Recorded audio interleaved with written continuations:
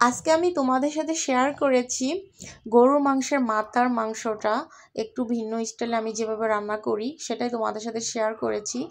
এটা এভাবে রান্না করলে এটা খেতে এত মজা, বিশেষ করে ভাত কিংবা রুটির সাথে এটা দারুণ জমে যায়। তো তোমরা এই রেসিপিটা দেখতে হলে কিন্তু সম্পূর্ণ ভিডিও জুড়ে থাকতে হবে, তাহলে রেসিপিটা দেখতে পারবে এবং এভাবে একবার হলো বাসায় ট্রাই করবে। তো চলো আমরা সুন্দর গজল শুনতে শুনতে রেসিপিটা ট্রাই করে ফেলি।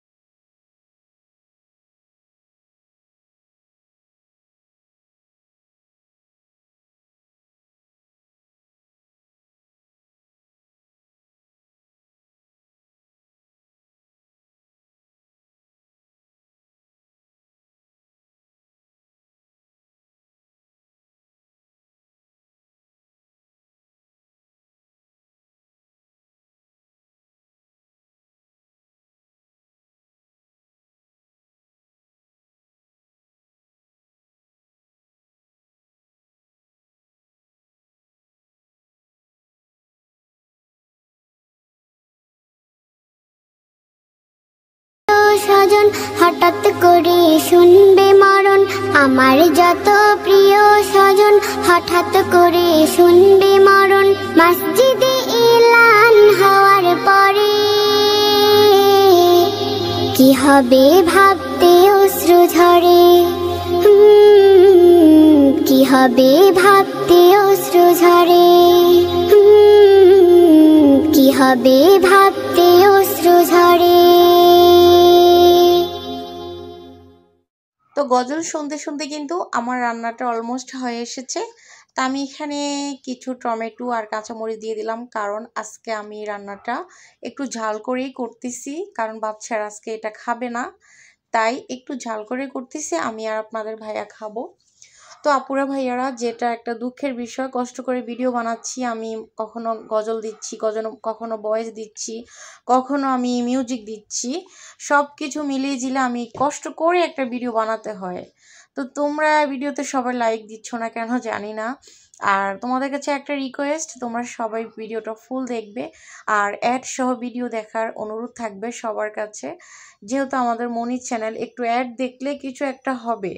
তো তোমাদের কাছে অনুরোধ, তোমরা সবাই একটু অ্যাড সহ ভিডিওটা ফুল ওয়াচ করবে। আর যদি ভিডিওর কোনো অংশ তোমাদের ভালো লেগে যায়, প্লিজ লাইক তো অবশ্যই করে দিও, পারলে একটু শেয়ার করে দিও। এতে করে আমাদের পরবর্তী একটা ভিডিও বানাতে উৎসাহ জাগবে। আমাদের কাছে ভালো লাগবে। কারণ ইউটিউবার ছোট হলেও ইউটিউবার বড় হলেও ইউটিউবার মনের মধ্যে কিন্তু সবারই একটা শখ আর ইচ্ছা থাকে, আনন্দ থাকে। তো তোমরা যদি লাইক কমেন্ট এবং ভিডিওটি ফুল দেখো, একটু শেয়ার করে দাও, অবশ্যই আমাদেরও ইচ্ছা জাগবে যে না, আমাদেরও সাপোর্ট করতেছি কেউ না কেউ। তো আমাদেরও ভালো লাগবে তোমাদের জন্য কষ্ট করে ভিডিও বানাই আর যেটাই করি, যে আমরাও সুন্দর সুন্দর ভিডিও উপহার দিব।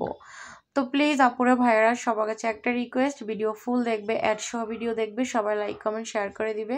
তো আমার রান্নাটা কিন্তু ফাইনালি হয়ে গেছে, আর আমি খাবো হচ্ছে এখন ভাত দিয়ে, আর আপনাদের ভাইয়া আপি পোড়া খাবে রুটি দিয়ে। ছোটজন খাবে না, প্রচুর পরিমাণে জাল হয়েছে।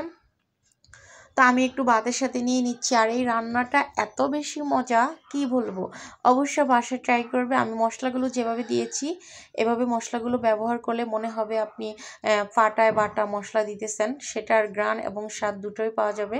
তো অবশ্যই এভাবে একবার রান্না করে দেখবেন, দারুণ টেস্টি। তো আজকের মতো বিদায় নিয়ে নিব। সবাই ভালো থাকবেন, সুস্থ থাকবেন, আমার জন্য দোয়া করবেন, আমার পরিবারের সবার জন্য দোয়া করবেন।